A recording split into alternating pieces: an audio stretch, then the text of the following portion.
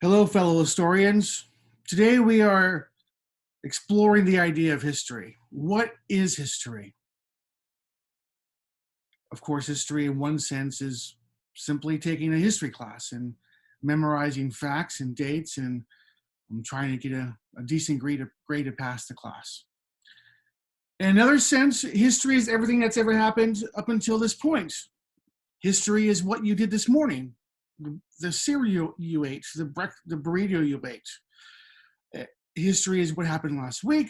It's what happened last month, what you were doing last year, the state of the nation last year. In a sense, history is everything that's ever happened since the Big Bang. Every moment, every second that's ever occurred in your life and the lives of every human that's ever lived. That's history in one sense. History to us, to historians, is what humans have recorded.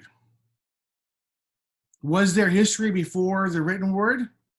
Yes, but that's more of the realm of archaeologists and anthropologists. To the historian, for our purposes, history really begins when humans begin to write things down.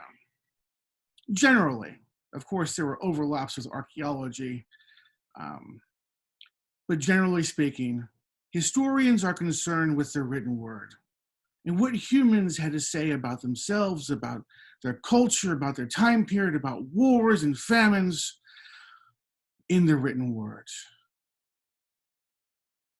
If this were a regular class, I would have you get out a sheet of paper and spend 15 minutes or so and write down what your thoughts on history are. What is history? So for the next hour or so, we will explore ideas of history.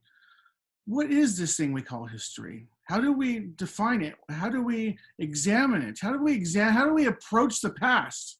How do we approach past peoples? How do we understand past peoples? And whether you're taking my early American history class or modern American history, this will apply across the board to really any moment in history. As we moderns attempt to understand and discover the past human experience.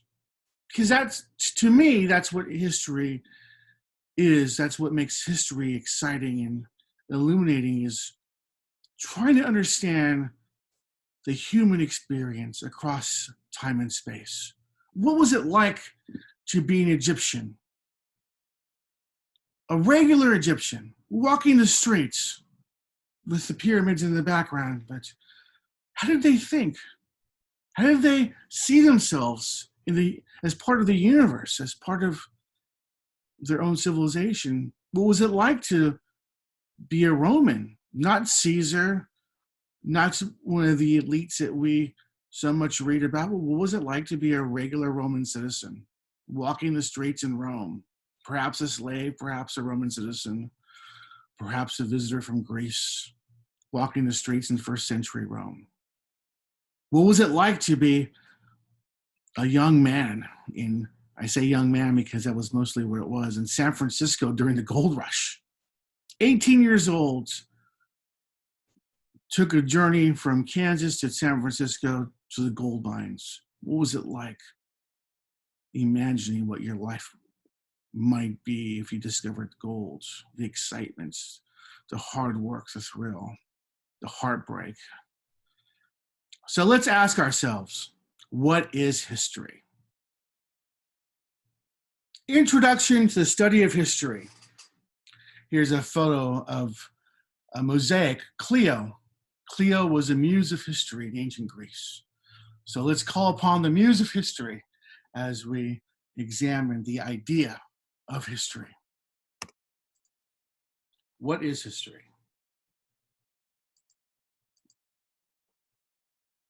Here are some quotes, some of my favorite quotes from famous thinkers and authors and historians.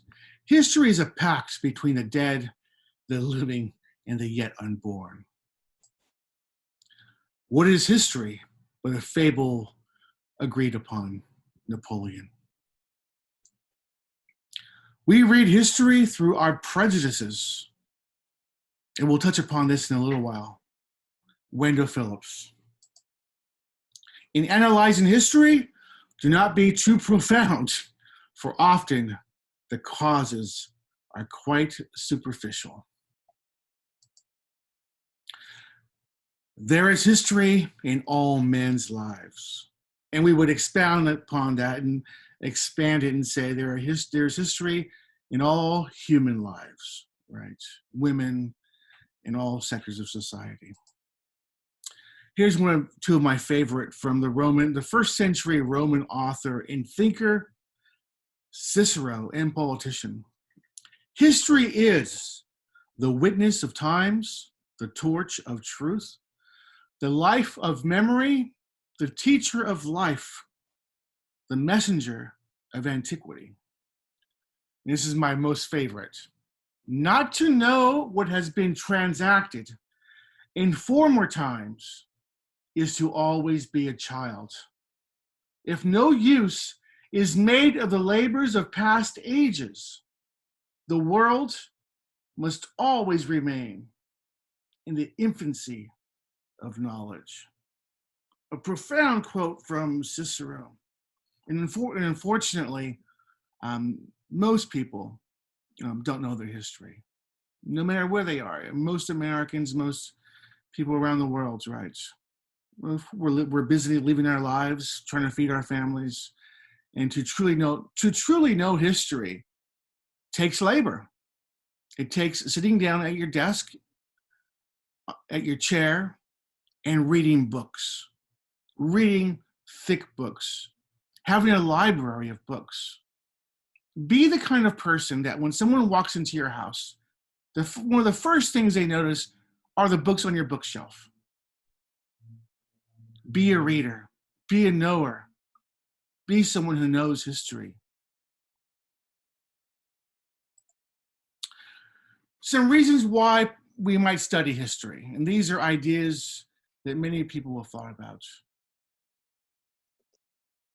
The archaeological desire to find origins, right? We dig and examine the past to try to find the origins of things, because that's what humans do. We're curious creatures. Everything in our society has an origin. Your name, your last name has an origin. If your last name is Smith, the more obvious ones, right? If your last name was Smith, at one time, your great-great-great-great-granddaddy was a blacksmith. If your last name is Oates, perhaps a long time ago in Germany or England, your family were farmers of oats, of wheat. My last name is Fontes. It's Portuguese. It means someone who lives by the fountain or the river, someone who lives by a body of water. Fontaine in French, Fuentes in Spanish, fountain in English. Everything has an origin. Our American democracy has origins in Anglo-Saxon history, in Roman law, in Greek law, in Greek society. Everything has an origin. Our holidays, Christmas, Easter, Halloween, they all have origins in pagan Europe. So as human beings, we have this desire, this yearning to find origins. Here's this famous quote I think all of us have heard. Those who cannot remember the past are condemned to repeat it. The flip side is that we study the past so that we don't make the same mistakes. But this is a noble idea. Is this true? As an historian, I can say no. Because if this were true, there'd be no more wars, no more racial conflict, no more poverty. We would be a more advanced, enlightened state than we were 100 years ago, 500 years ago, 1,000 years ago, 10,000 years ago, when we were first coming out of the caves and hitting each other over the head with pieces of rock. Human nature doesn't seem to have progressed very much, if at all. Even though we have libraries of history to show us what past peoples have done wrong and perhaps correct ourselves. but every new generation, it seems, are born with the same prejudices and desires for conflict, or unable to resolve conflicts and resort to war. Unfortunately, I think if this were true, just in our own nation, every presidential cabinet would have Secretary of History, and every time the president would make a decision, um, the thought of going to war, he would consult, or she would consult with the Secretary of History, and they would consult their team and give the president the best advice, the best historical advice possible. That would be my idea, if history were implemented in a way where we can learn from it, but we don't. Maybe in the future we will.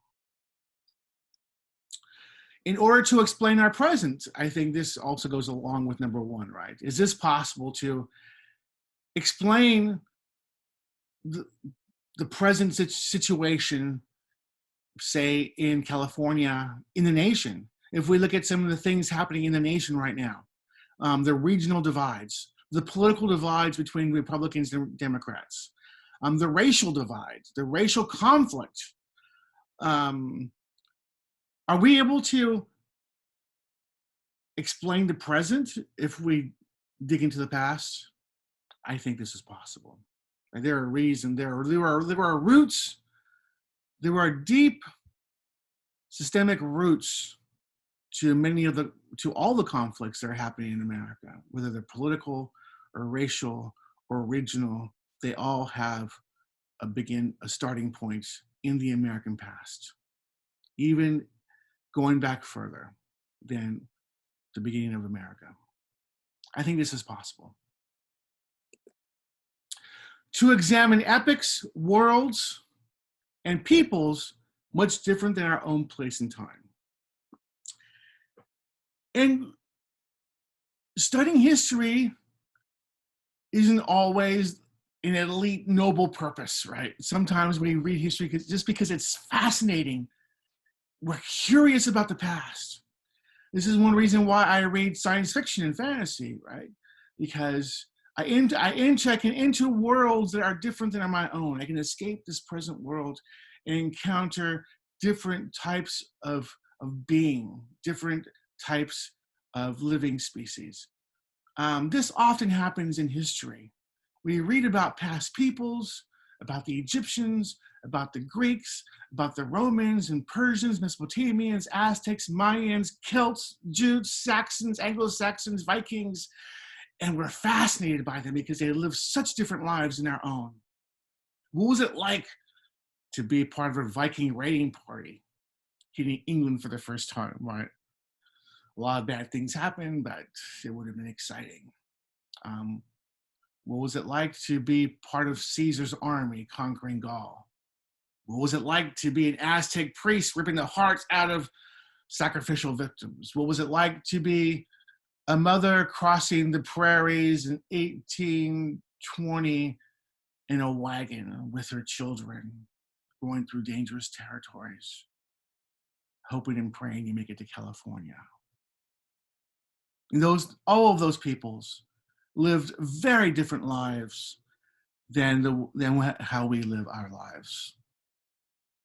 What was it like to be them? And when we read them, when we truly read about them, not just study for a test in history class and memorize dates, but pick up a book, pick up a biography, and read about these people. Try to get into their head. Right? It's fascinating. And I hope many of you do that. To understand the human condition. I think this is what separates history from political science, from archaeology, is that history is not a science. Oftentimes, history is in the social science department in colleges. But to me, history is more of a humanity. I am fascinated by history because I want to know about the human condition, about life in the past. And this is why I study history. This is what fascinates me about history, is the human condition, life and death and struggle, and triumph and joys and tragedy. in past space and time. And the last one, because, well, this class is a requirement, but hopefully by the end it will mean more to you. A diachronic analysis of causality through text and other documentary evidence. Or quite simply, historians analyze change over time through examination of documents. And here's a breakdown of that definition. A diachronic, through time, because chronos means time, right? Temporal time. Breaking up, analysis, a breaking up of time. Causality means what happens, why.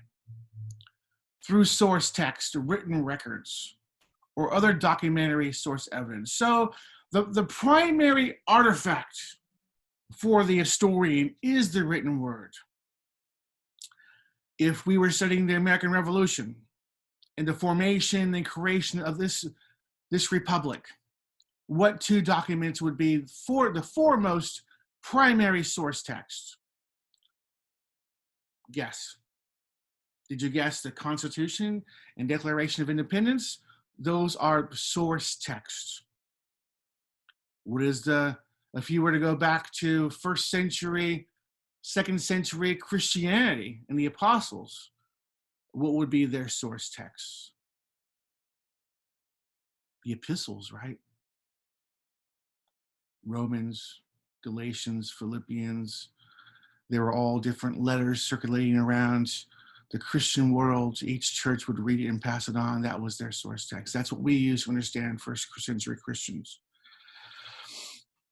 If we were all frozen in time and historians from 100 years or 1,000 years from now came and wanted to investigate your life, what source text would historians use to understand who you are?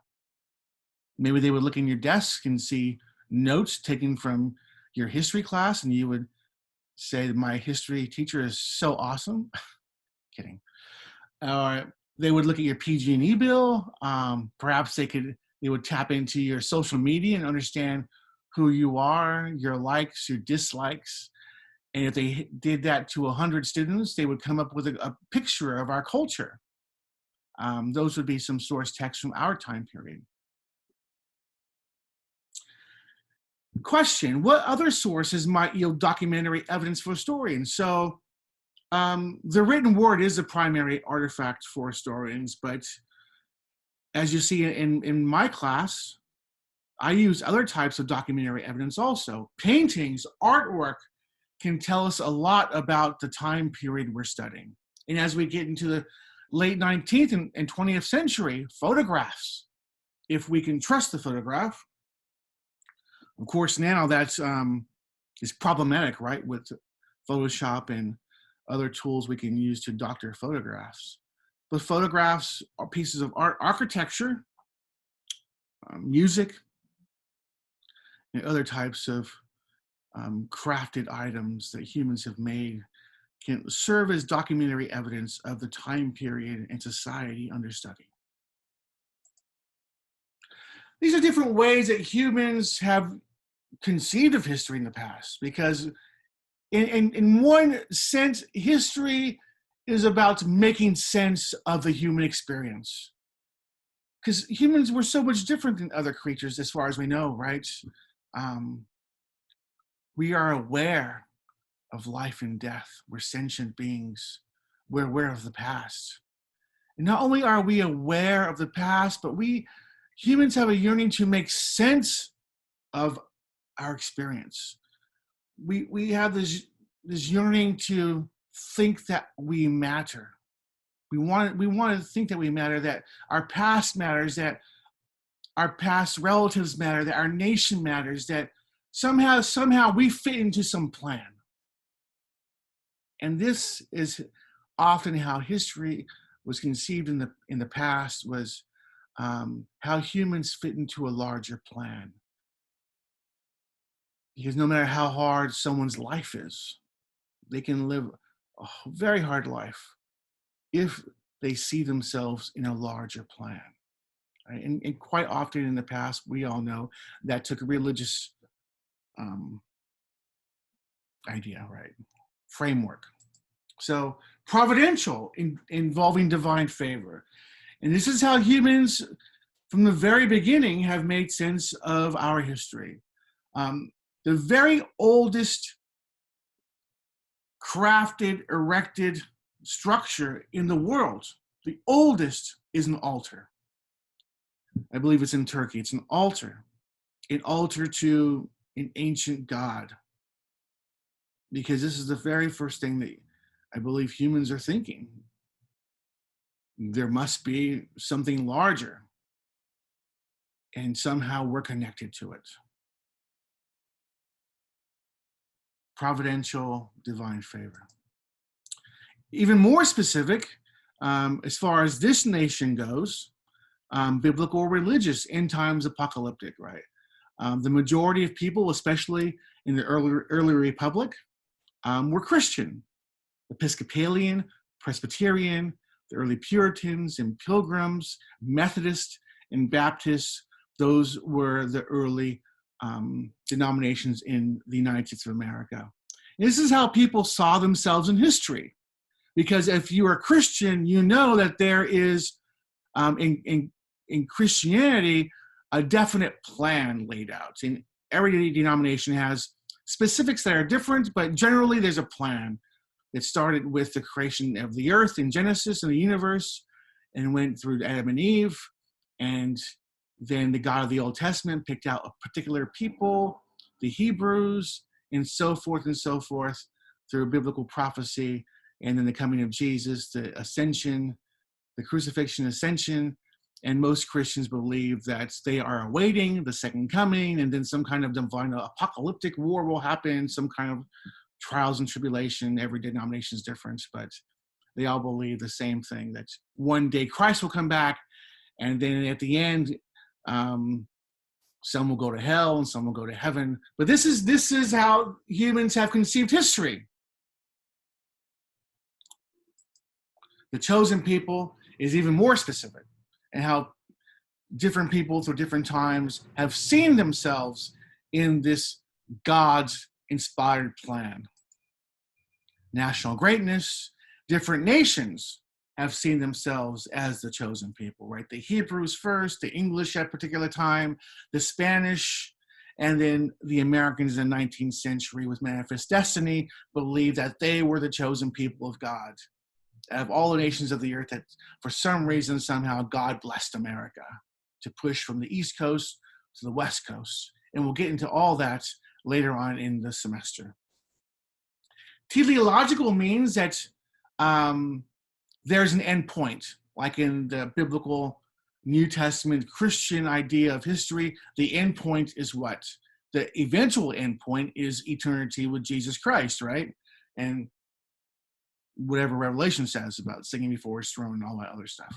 But there's an end point, that there's an end to history, an end to history. History stops, and at that moment, it will remain the same forever.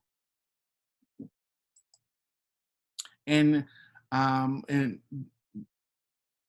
a political sense, Marxism also has an end point, the same way as Christianity does. This is the way people have made sense of history.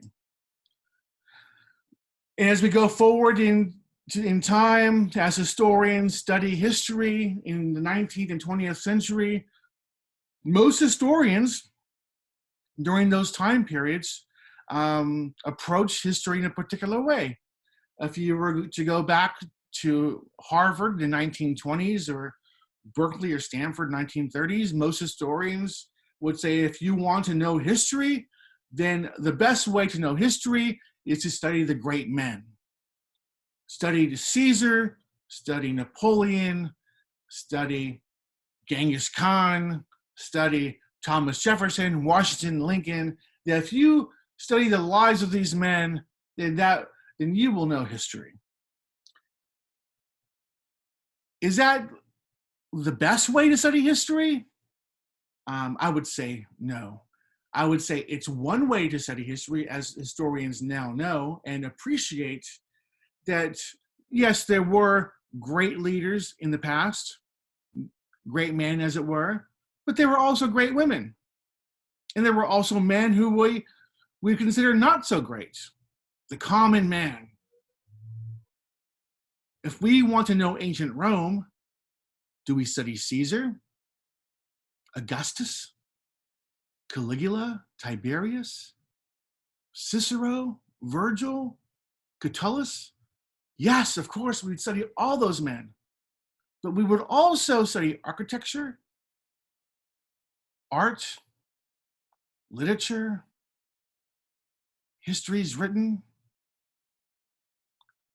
what it was like to be a common man in Rome, what it was like to be a common soldier, legionnaire, fighting alongside Caesar. All of these different vantage points make up our knowledge of history, so that now we know it's not just a great man, but it's all humans who we can study. Top down or down up. If you want to know 1920s America, do you study the presidents, the intellectual elites, the rich and famous, or do you study unions and the common man and the economics of the common people? If you want a total picture of America, you would study many sectors and levels of society in voices.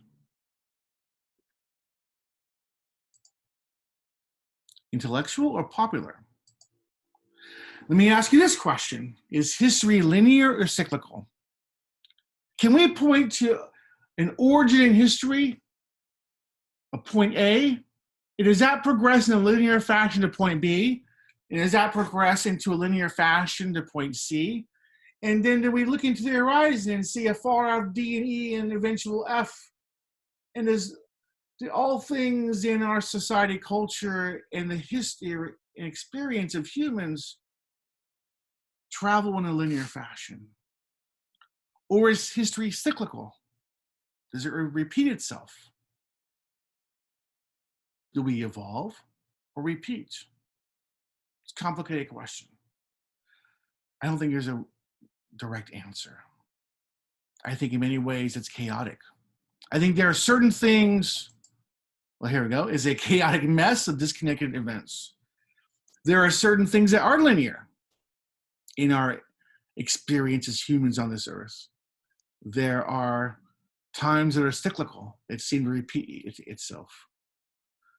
And in between all these different spaces, there seems to be a chaotic mess of disjointed events. I think they're all three at once, but that's only my opinion. Right? That's not an observable fact. That's after reading thousands of books and thinking about history. I think all these things happen at the same time. There are things that are linear. Technology, science is linear. From the first time that humans made a weapon, an aerial missile to kill another human, right? The very first crude bows and arrows. From that point to the hydrogen bomb is linear. It was broken up at some points in time, but the science built upon itself until we got to the nuclear age. These projected missiles to better efficiently kill other humans. Medical science. Science is linear because science is without humans. It's a constant, it's a law. But the humans, we ourselves aren't scientific, right? Our minds were given to desires and craven appetites, and we were moody, and we make decisions based on emotions. So even given the exact same circumstances throughout time, humans would make it different, because humans, based on that person making decisions, is their own special being that would choose a different path in history. Here's one way of looking at history that particular scientists have come up with: the evolution of man. And what would be the next stage? Perhaps this. A little joke. Okay. Primary and secondary sources. This is important to remember as we go along in this semester. Primary and secondary sources. Primary sources, also called original source documents. So a primary source is something that is written during the time period under study. So as I said before, if we were studying the American Revolution and the creation of our republic, the two primary documents are the Constitution and Declaration of Independence. But of course, there's other primary original source documents from that time period. There are speeches. Patrick Henry's speech, "Give me liberty or give me death," that's a primary source.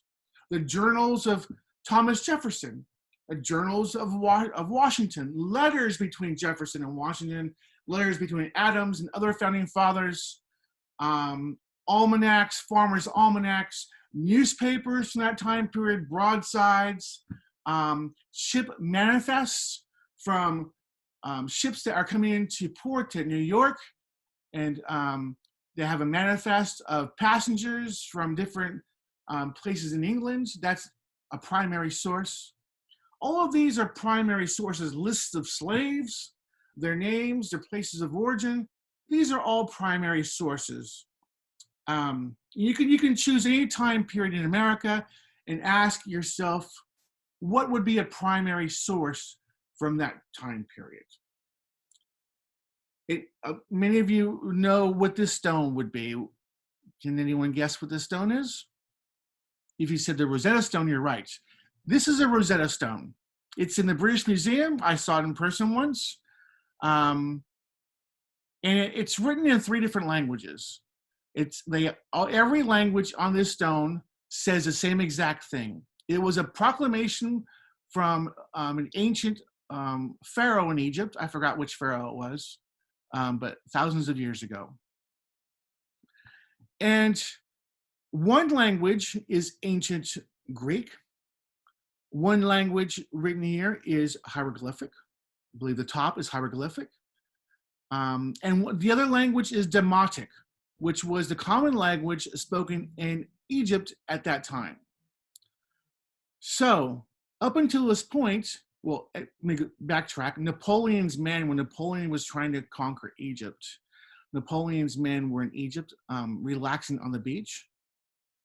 And the tide was out, and this stone was showed up, arising out of the beach. And up until this time, in the early 1800s, Egyptologists could not decipher the hieroglyphics. But they could once this stone was found, because they knew how to read ancient Greek, but now they can read hieroglyphics because the Greeks said the same thing that the hieroglyphics said. So this is a primary source, one of the most famous primary sources that we have in existence. A secondary source is something written by an historian in our modern times that examines the past. So historians use primary sources to write books, but the books they write is not a primary source, it's a secondary source. So the journals on JSTOR, the books at Barnes & Noble in the history section, biographies of ancient peoples, those are all secondary sources, history books. I wouldn't necessarily call your text a secondary source because it's not a history book, but it's the authors who wrote your history book. Eric Foner, who's a famous historian still alive, has written many books that are secondary sources using primary sources. So please keep these terms in mind as we progress. They're very important. Historical truth. What is truth? Is there a thing called historical truth? Are we able to examine history for truth? Think about that. What is historical truth? Is there truth in history? If if two people examine history and they interpret it differently, is there some truth in there? Or there are two truths if we debate about history? If so, what is the historical truth and how might we find it? If no, then why not? What truths govern your existence? Maybe you have many truths that make who you are. And here is you. Well, maybe that's not you, or maybe you're a male, but pretend this is you. Your interpretation of history. This is you coming into history class, right? And who we are is made up of so many different influences in our life. So you may have political beliefs, you might have religious beliefs, and moral beliefs, and that provides a foundation for who you are. And we approach history. Imagine yourself approaching history, and history is laying on a table. And you walk up, imagine all of these things that are surrounding you in luggage. This is your baggage. And you carry this baggage up to the table of history. And the way you interpret history is highly influenced by the baggage you bring to the table. This is something we need to keep in mind, right? This is something you need to keep in mind is your biases, my biases as we approach history. And how we often interpret past peoples is based often on who we are. So I ask my students, as much as possible, even though this isn't entirely possible, 100% possible, try to leave your baggage at the door when you approach history. And try as much as possible to approach history with a blank slate. And even though it's not 100% possible, attempt to approach past people on their level, if that's possible. Sometimes we might read about ancient traditions and philosophies, and we might scoff and laugh and think it's really stupid. Because now we know, of course, you walk outside and you see this big ball of fire in the air, and you know it's not a god, or I hope you know it's not a god. It's the sun, and we know we're living in a scientific age. But at one time, most people didn't know that was a big ball of fire. They thought it was a god, right? Your national background, your family history, your race, your ethnicity, your gender. And things like this can really influence the way you see history, right? If you're Jewish American and your family was, unfortunately, part of your family was murdered in the Holocaust, the way you approach reading about World War II Germany and the Nazis is going to be different than someone who wasn't connected in that way, obviously. If you're an African American and we read about slavery and race relations, if you're African American, at one point in time, your great great great great granddaddy was a slave. So when we read about these things, they might hit you on a personal level. And the way you approach history might be different than someone who comes from a background that's not African American. So how we approach history is often personal. It's often personal. Your ethnicity, your gender, your national background, your socioeconomic background. If you live on the bluffs and you're well off, the way you approach history might be different than someone who lives on Kings Canyon and First, whose parents are on welfare, who is struggling, who's a first generation college student. The way they approach history might be different than the way you approach history. And I would ask you to remember that as you approach history, right? That we may all be looking at it at different ways, and to be mindful of that and mindful of your own biases. Your generation, you might have all these things in common with your grandparents, your national background, your race, your political beliefs. But because you're from a different generation, you might see things differently than your grandpa and your grandma. Right? Someone living today in your generation is very different in many ways than someone who grew up in the 1960s, 1950s. It wasn't always that case, right? If you went back to medieval Europe, someone who lived in 1010, most likely no different than someone who lived in 1030 and someone who lived in 1050. But so many changes have taken place in the last 100 years in America. Every decade has been vastly different than the previous decade. Technology, just technology alone has changed the lives of previous generations, and the generations coming after it, in profound ways. The way you interact with your peers, the way you engage in society with technology and social media is so very different than your grandparents, and even my generation. And that might influence the way you interpret history. So this is you and the things that influence you in your interpretation of history. And then we have historical players. Who is this handsome guy? He always looks so happy. Christopher Columbus. We can read Columbus's journals. And he had his own political beliefs, his religious beliefs, his moral beliefs, his national background, race, ethnicity, his era, right, the age of discovery. The same year that Ferdinand and Isabella sent Columbus off to find a route to China and India for spices in 1492 was the same year that kicked every Muslim and Jew out of Spain to racially and religiously purify Spain for God, right? And they did. They did what they wanted to set out to do for the most part, right? They kicked everyone out of Spain who wasn't Spaniard racially, ethnically, and religiously. And so Columbus was a product of that environment. He believed he was spreading God's words to the Indians from India. But he landed in the Western Hemisphere and thought he was in India, but he was lost. He was actually in the Western Hemisphere. That's why American natives are called Indians, because he thought he was in India. Anyway, different story.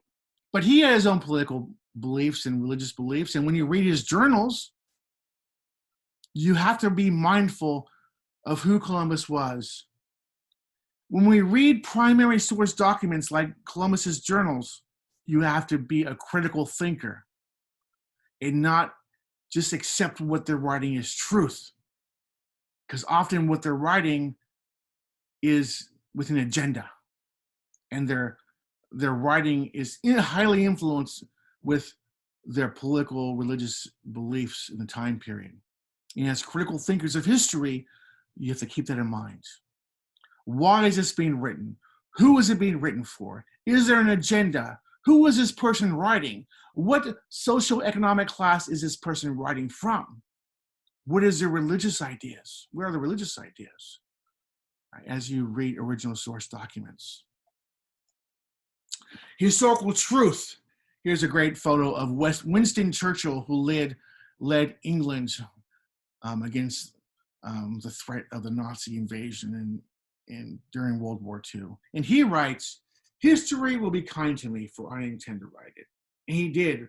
He was a very intelligent man who wrote volumes of book on the English-speaking peoples, highly intelligent, and he wrote history. And oftentimes throughout history, not specifically Churchill, but the history that comes to us has come to us from the victors. And so in one case, if you wanted to read about the Aztecs, most of the stuff that we have from the Aztecs was written by the Spaniards after the conquest. And even some of the things written by the Aztecs were written by Aztec converts to Christianity and Spanish culture after the conquest through the lens of Christianity. So we have to filter through all that and be critical thinkers of original source documents and try to find some kernel of truth in all of this writing and ask critical questions about the authors. The great man in history. Here's Napoleon, a self-commissioned portrait of himself astride his war horse, looking very heroic. He, the famous equestrian heroic statue was of Marcus Aurelius, the Roman statue. So every conqueror after him had to be perched upon a horse in heroic fashion. So here's the great man, Napoleon. All right. As we look at this original source document of this self-commissioned portrait, what kinds of truths can we find in this portrait, in this original source document?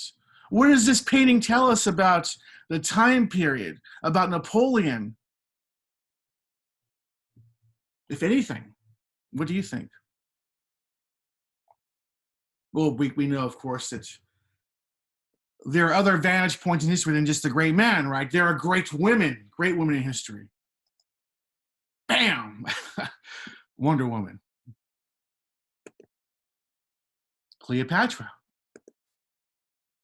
Boudica, who was fierce British queen who fought off or attempted to fight off the Romans when Julius Caesar and the Romans invaded England. She rallied her troops and led her troops against the Romans. And I saw this statue. This is not my photograph, but I have a similar one while I was in London in my 20s. Fierce woman, general, chieftain, female. Joan of Arc, another fierce warrior. Great women. Queen Elizabeth the First, powerful ruler, powerful monarch. So we have great women, great men, but what about other voices? Do other people matter? Here's Winston Churchill, one of the greatest leaders of all human history. So what about the soldiers themselves in World War I, fighting in the trenches? Do their voices matter? Up until a few decades ago, if historians studied wars in the military, they often studied strategy, generals, tactics, war itself, but never what the common man thought, or what he saw, or what he felt, or the experience of death on the battlefield, ramming a bayonet into another soldier's belly and watching his entrails flow out, the screams from mothers on the battlefield. Only until the last few decades did historians start to uncover the voices of soldiers. Do the voices of soldiers matter? Yes, of course they matter. It gives us such an important viewpoint if we are on the battlefield with soldiers. And to experience as much as possible, of course we can't really experience it unless you've been in battle yourself, but to try to place ourselves there and hear the screams and moans and shouts and the young boys crying for their moms on D-Day lying on Omaha Beach. That really brings the humanity into our minds in a way that studying battle tactics and strategy and what the generals say can never do. It matters. The voices of other types of people. What was it like to be an American native while Anglo-Saxon America was pushing westward and taking over your lands? What was that experience like? Both experiences matter. The pioneer experience and Native American experience who were trying to fight the pioneers. They're all vital, important parts of American history. Slaves, the voices of slaves. Unfortunately, we don't have too many voices of slaves from the early republic because they weren't allowed to read and write. What we do have, we're very fortunate to have, during the Great Depression, FDR sent out historians and community historians into the South to record the experiences of slaves who were still alive, who were in their 80s and 90s, slaves who were freed after the Civil War, who were still alive and gave their life experiences. And those are in the Library of Congress, the slave narratives. We're so fortunate to have those slave narratives. So if we were studying Tennessee in 1850, would we only study the governors of Tennessee, Georgia, Alabama, the plantation owners, maybe the Baptist and Methodist ministers to understand Southern society? Or would we also try to gather any voices we can find of slaves? And what was it like to be a slave during that time period? Yes, of course. They would matter. They matter they're vital to the American experience. The common worker. What's it like to work in the fields? Right? Every voice in American history matters. From the common worker in the fields to the generals. If we want to understand American culture, American society, American history, and come about with a full picture of the experience, the human experience in America, they all matter. Your family history matters.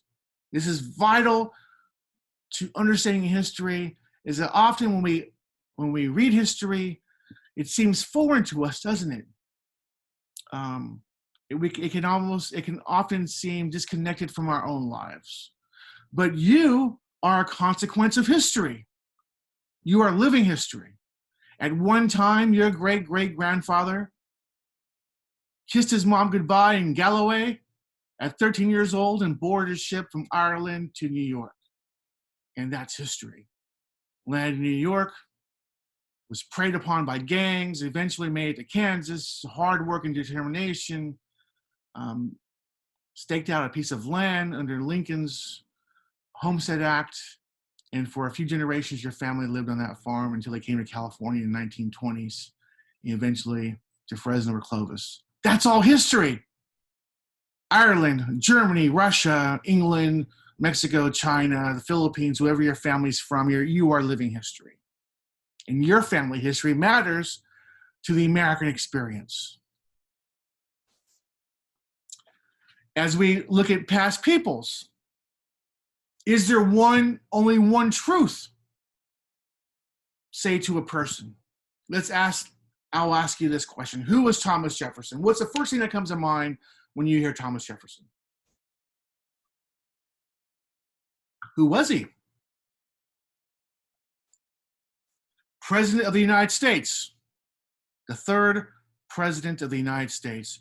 Washington, Adams, Jefferson. Author of the Declaration of Independence, I believe one of the most beautiful, important documents in all the history of humankind. Written by this man, this great thinker, this giant of intellect in American history, Thomas Jefferson, my most favorite founding father. Traitor. What? He's a traitor? Yes, of course he was a traitor, right? And if the founding fathers, who are young rebels at the time, had never won the American Revolution, they would have gone down in history as traitors and, God forbid, terrorists, right? That word we use so often today. The founding fathers were sort of terrorists to the British Empire. Of course he was a traitor. Washington, Jefferson, Adams, they were all Englishmen. They were born English subjects. They were loyal to the king. But then they became traitors to the British crown. And luckily they won. But in England, they're traitors. They were traitors at first. Right? I think time has probably healed that over time. He believed in small governments. As we will see, he was an anti-federalist. He believed that, well, he first believed that there should be no constitution, right? We forget this, that many of the founding fathers did not want a constitution. Of course, now we hold the Constitution as a sacred document. But many founding fathers thought, why the hell do we need a constitution? We're free men. We're free from the crown. Why do we need a document to tell us how to behave? Just go to our farms and we'll manage ourselves. We don't need some document dictating how we should live our lives. That is control. We just threw off the shackles of tyranny, King George III, and now we're going to bind ourselves to this document that's going to rule our lives. So Jefferson said, no, I don't want a constitution. But then they argued that there needs to be a Bill of Rights in the Constitution to guarantee the rights of American citizens against this powerful central government that was created in the Constitution. Because if you read the Constitution itself alone, without the Bill of Rights, it's a creation of a powerful entity without safeguards of rights. So this is why they argued for the Bill of Rights, right? First, second, third, fifth, and so on amendments that guarantee the rights of American citizens. But Jefferson was a believer in small government. He was an anti-federalist. But in practice, when he became president, he increased the size of the government and the power of the presidency. So he's a man of contradictions. He was a loyalist and a traitor, someone who believed in small government, but also increased the size of the government. He was the author of the Declaration of Independence and the Rights and Freedoms of Men, believer in freedom, but also a slave owner. Contradictions. How can he write about ideas of freedom and liberty, but own slaves?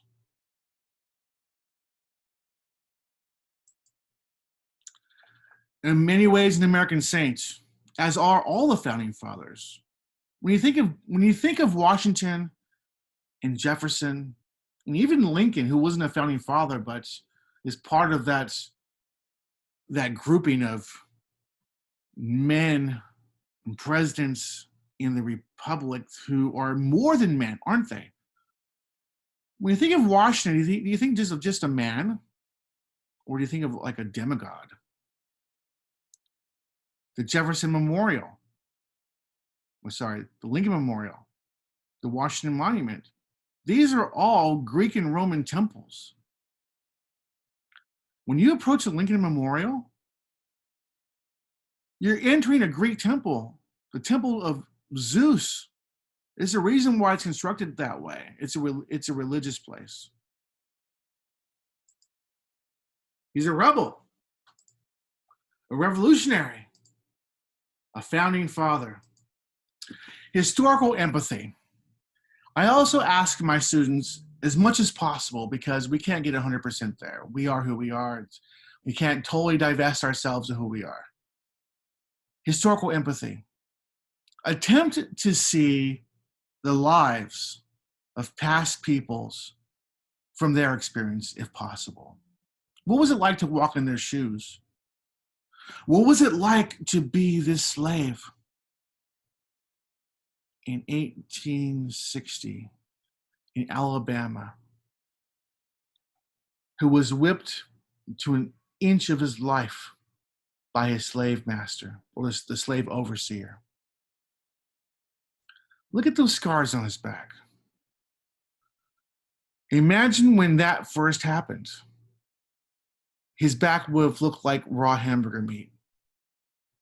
And the common practice at that time was, after the slave was whipped, to take vinegar and salt, and sometimes chili powder, and rub it in the wounds, in that fresh wound, chili powder and vinegar and salt, to increase the pain.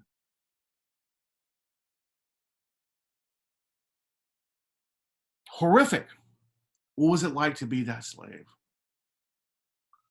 To have no power over your own life. The slave master, the white slave master, had total power over life and death and sex, right? He can rape any black woman he wanted, often, and oftentimes they did. And black men couldn't do anything about it, even if it was their wives. They had to leave and let the slave master take over and have sex with their wives. And if they said anything, then this happened. What was it like to be the mother of a 4-year-old child and your slave master says, Betsy, today we got to sell your son. And you're living in Alabama, and the slave master says, we're selling him to a plantation owner in Texas. And you know you'll never see your son again. The intense heartbreak that constantly happened with living as a slave. What was it like to be that? We can try to imagine, but I don't think it comes close. But I ask you to try to imagine, as we read about past people, to place yourself in their shoes. Now, empathy is not the same thing as compassion, right? So let's put this into practice. Say your friend gets an F on their exam and they're crying, and you have compassion on them. You go to them, you say, I'm sorry, you got an F. Let me take you to Taco Bell. I'll make you feel better. Let's go play Xbox. And you try to cheer them up, and you have compassion. You have compassion on their pain, and you want to try to give them some kind of relief from their pain. That's compassion. Is reaching out to someone in pain and trying to alleviate their pain. Empathy doesn't necessarily, this type of empathy I'm talking about doesn't necessarily include compassion. Empathy is seeing the person's pain because you've also experienced that pain. So say your friend got an F and you received an F last year in biology, so you know what it's like. And the anguish and anxiety you went through because you got an F, and you can empathize with your friend, and you can say, look, I know what you're going through, man, because last year I got an F too. And I empathize with you because that was pretty rough, and I had to take the class over, and I feel your pain. And you can see that experience, that person's experience, because you walked in their shoes at one time. That's empathy.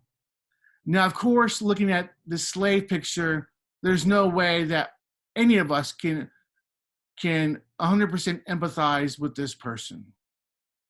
But I would ask you to try to exercise imagination and what it was like to be totally powerless and at the mercy of this slave master, and try to put yourself in their shoes. And oftentimes, you can't help but feel compassion, especially in these cases, like the Holocaust and slavery and the mistreatment of children working in factories in the 19 teens and 20s. Our empathy often includes compassion because we're human, because we're reading about the human experience, and our heart goes out to them. But at certain points in the class, I will ask you to have empathy where you may not have any compassion, but you still attempt to see the world through their eyes. Here are children who were killed by the Nazis. These are Polish youth who were in Auschwitz, the Nazi death camp, and all of these teenagers were murdered by the Nazis. Look in their eyes. It's hard not to have compassion for these kids whose parents are most likely dead by this time, whose parents are going to die, and these kids are going to die too. And I also ask you to have empathy for these guys. These are the guys who did this. Well, maybe not them specifically, but maybe they did. But this is a portrait, the Smithsonian, of 3 slave-owning plantation owners, ranchers, farmers, who owned slaves. I ask you to have historical empathy for them too. What was it like to be, I'm assuming, but maybe I'm wrong, that that's the father of these 2 young men. He's obviously the powerful one. What was it like to be him in 1860 Alabama, to have complete and utter power over the lives of all Black people on your property, to be able to rape any woman you want, to be able to beat to death any man you want, to be able to sell any child you want? That's the power of a god. These men were gods in many ways. This is a reason why Thomas Jefferson's home, Monticello, looks like a Greek temple. That's not a Roman villa. It's not the type of house a Roman would have lived in. It's the type of house a god would have lived in. And these men were gods in many ways. What was it like to be him? To be that powerful? At the pinnacle of society. You own bodies. You own people. And they can do whatever the hell you tell them to do, or they will die. Try to get inside his head. Look into his eyes. What was he thinking? How did he live his life? How did he see himself in history, in God's plan, the American plan?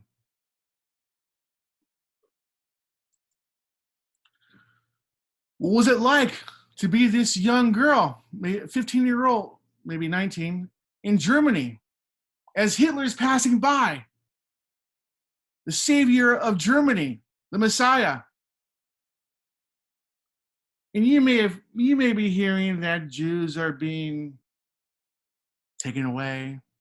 Maybe there's rumors that they're being killed. But Germany's on the rise. Germany's taking its place, is back its place. You're a proud German. And all your neighbors are proud Germans.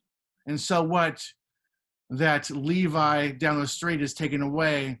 The neighbor you kind of liked, but now he's gone. So the point is Germany's on the rise. And here's the Fuhrer, Hitler coming down the street, and you're full of emotion, and you're overcome with a swell of German pride. Hitler's making Germany great again. What are you thinking? Get inside her head. Get inside all their heads, if you can. These are the people that allowed this to happen. This is the people that allowed this to happen. What was it like to be him? What was it like to be them? What was it like to be them? What was it like to be them? This is history, more than just memorization of dates in order to pass your test. This is the human condition, the human experience. Is there one true history of an event or historical moment? Let's take the American Revolution, 1776, or the American Civil War, 1865. Where's the truth in that time period? Is there one true history? Has any historian written a book about the Civil War and that's like the true definitive account, and there should be no more other books about the Civil War because that book is the end all and be all of the Civil War?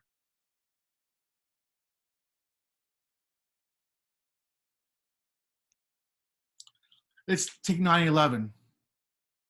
I think many of you weren't even born yet. Maybe you were in second grade. I was going to Fresno State. I was in my 20s when this happened. And I remember the day so well as any American who was conscious about that time can remember. And what it was like to be an American. You can feel the patriotism in the air. It was thick. You can actually touch it. It was so thick. Every car had an American flag on it. Everybody is American.